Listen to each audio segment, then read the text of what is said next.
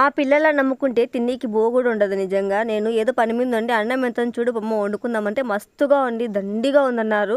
సర్లే అనేసి నేను నమ్మినాను. వాళ్ళేమో తిన్నారనమాట.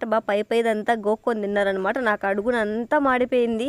ఇంకా వండుకుందామంటే అంత ఓపిక కూడా లేదనమాట. ఇంకా టైం వచ్చేసి అక్కడ 9 అవుతా ఉంది. సో ఇప్పుడు అది నానేది ఎప్పుడు, మళ్ళీ నేను వండేది ఎప్పుడు, నానంది వండంది నేను తినను అనమాట. మళ్ళీ కాయలు ఉంటుంది బువ్వ.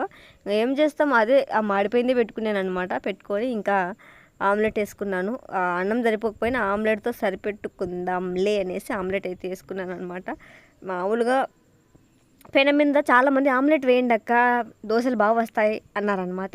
అది గుర్తొచ్చి మళ్ళీ పెనం మీద అయితే నేను ఇప్పుడు ఒక ఆమ్లెట్ అయితే వేసాను అనమాట. ఇంకా అన్నం ఎక్కడెక్కడ ఉండేదంతా గోగేసి పెట్టుకున్నాను. మా పిల్లలు చేసిన పని, లేదంటే నేను లక్షణంగా వేడి అన్నం వండేదాన్ని. వీళ్ళని నమ్ముకుంటే అంతే. వీళ్ళు రేపు పెద్ద అయినాక అన్నం పెడతారో పెట్టరో. అబ్బా చూడండి ఎట్లా మాడిపోయింది అన్నం. కొద్దిగా వెయిట్ చేశాను, పొద్దున మాడిపోయింది అది.